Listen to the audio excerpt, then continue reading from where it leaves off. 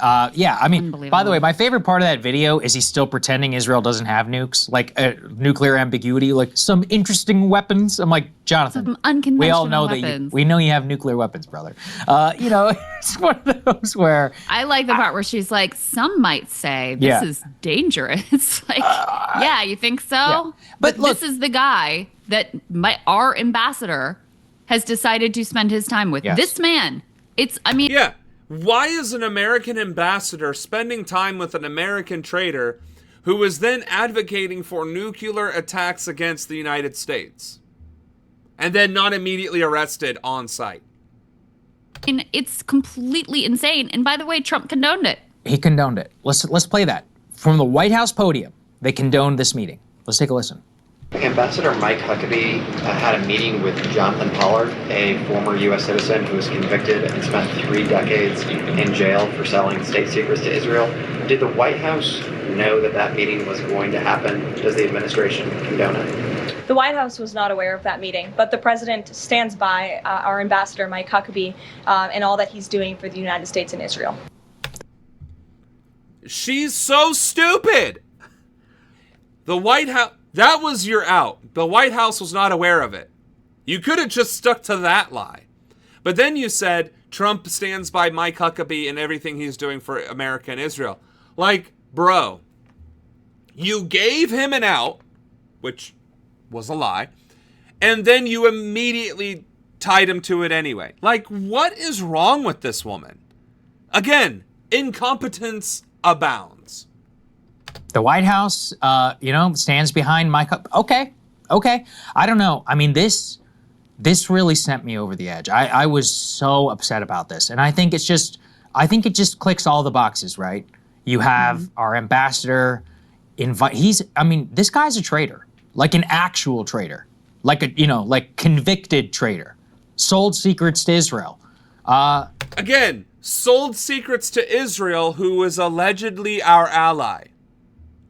Like, treaty ally. Like an honest, like not a, oh, we're good friends with, no, an ally. And like a legally binding ally. This motherfucker sold state secrets to an ally who then sold it to an enemy. But Israel is,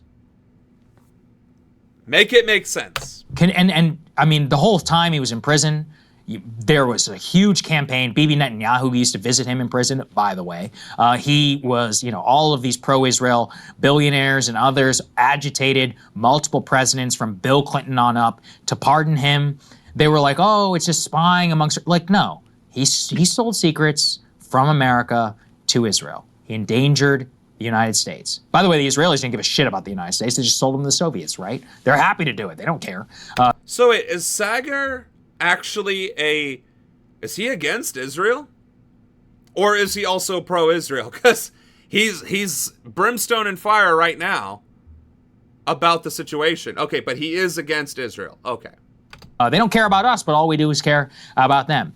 And to have that guy be invited as a guest to the United States Embassy, I just can't stand it. It's like, I don't think any self-respecting nation can stand for people who literally seem to care more about another country than... No, I mean, this is an actual traitor. Like somebody who literally betrayed their country, being invited back to said country with open arms by the government of said country. That's insane. That is unheard of. That is unprecedented. And their own, and especially in a diplomatic post. I also want to say on the right, there's all this discussion. Tucker Carlson, Nick Fuentes, these people don't have shit to say about the U.S. ambassador actually inviting a literal traitor to the U.S. embassy. Nothing. Zip. Zero. Mm-hmm. They advocate for it. That's my thing. These are people who actually have power. The ambassador, confirmed by the United States Senate. Has a single Republican senator said anything about this? One? Should be impeached, removed from office, at the very least, by President Trump. And then these people talking about foreign interference. These people want to bitch and moan about Qatari influence or whatever. You see any spies getting invited to the U.S. Embassy in Doha last time I checked, or anywhere else around the world? The carve out for this, it's sickening for an independent nation, allegedly, that we're supposed to be. Can't stand it. You know what? I don't think I have agreed with him at all.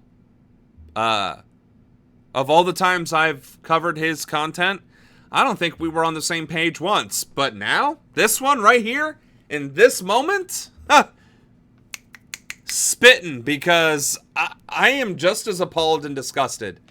I don't feel like repeating what he's saying because then I'd be repeating it. But like, again, a traitor who sold stuff to Israel, who was allegedly an ally, who then sold it to Russia, getting invited from Israel back to America, and then threatened America to America's face. Again, an ambassador of America, it represents America, speaks with the same authority as Trump. Right? That's what an ambassador is. They speak with that authority. The ability to negotiate is the authority. They can't make decisions, obviously. But the point is, a traitor went through this whole thing and then threatened this country again with their new country's military arsenal that we gave them. If Israel has nukes, it's because we gave it to them.